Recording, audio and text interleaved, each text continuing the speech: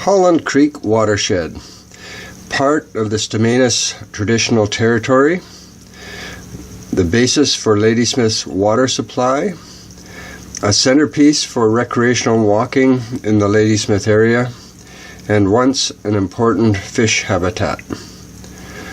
This is a short story of one of the important tributaries to Holland Creek. It is a real gem in the backyard of Ladysmith. So, let's take a closer look. This clip shows where our unnamed little stream enters Holland Creek and comes under the chicken ladder access road through a culvert.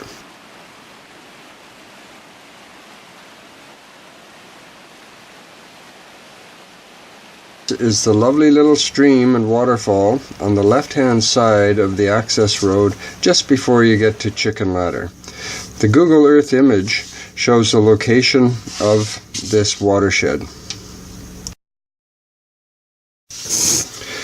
Here in this picture and clip we see the Chicken Ladder access road. In the 15 years I have been walking this road, it has been washed out 4 or 5 times. As an observation, this occurs because of inappropriate design and construction of the road at this location. In heavy rains, the flow increases dramatically, the culvert is either blocked or can't handle the volume, and the water simply runs over the road and removes all the material. You can see in this picture that the rains of late January 2018 have washed over the roadway, taking away the finer materials, but in this case the road was not washed out. In these next video clips, we see the waterfall as it approaches the Chicken Ladder Road. Most walkers take the time to stop and enjoy this beautiful scene. So, let's start up the hill and see what this little creek has to offer. Just to put some of this in context, the Holland Creek Gorge, that I call it, is really a steep-sided V-shaped valley carved by Holland Creek since post-glacial times, and it runs really from the Trans-Canada Highway for over 8 kilometers upstream, where it is steeply constrained within this gorge or very sharp-sided valley, and beyond 8 kilometers as it goes up to Holland Lake and Prevost Lake, it's not as sharply constrained in the V-shaped valley. The history of this is the large amount of meltwater that would have come off the glaciers at the end of the last glaciation period. This little creek rises on this escarpment, or to this escarpment, from about 200 meters where it joins Holland Creek to about 330 meters on what I refer to as the plateau, Heart Lake and Stocking Lake Plateau. In these pictures, we see a steep slope, about 35 to 45 degrees, that was logged, say, 60 to 80 years ago. In some of these pictures, you will see what is referred to as coarse woody debris. When they logged this area, they left many trees standing, which today some are still standing and serve as important wildlife trees.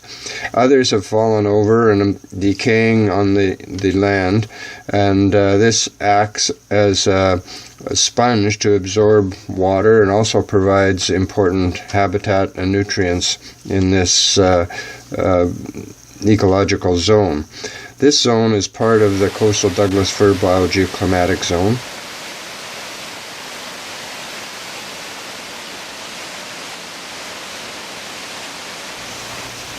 This video clip shows the steep V-shaped valley that our little stream has carved on the steep slope. It's again probably had much larger flows as the ice retreated from our area about 10,000 to 12,000 years ago. But this steep slope also creates many magnificent waterfalls. Between Holland Creek and the escarpment, there are 4 major waterfalls joined by beautiful cataracts.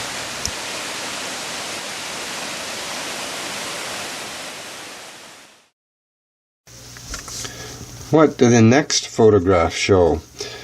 About 2/3 of the way up the slope, I noticed this red flagging. On closer inspection, it shows that it is a road layout that would follow about 2/3 of the way along this steep slope, and in the short video clip that follows also shows where it would cross this beautiful little creek. I believe this is private forest land, and the layout of a road location would be an indication that future logging is planned on this area.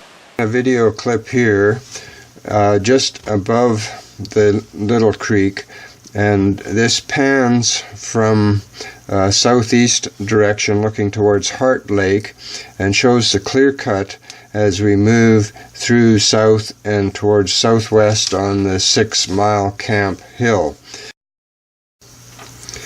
Here we see a small tributary wetland to our little creek. I've shown this just to show the importance of these small wetlands to maintaining flow throughout the year. These small depressions catch rainfall, snowfall in the winter months, store it up, and then release it slowly through the summer and dry months so that we maintain flow through the years. It's important that these areas have buffers to shelter them, provide shade, and keep the temperature lower to keep evaporation rates lower. The also interesting thing here is you'll see in the close-up the aquatic vegetation, which is already starting to grow in late January, and this provides important habitat, nutrients, and filters of water in the watershed.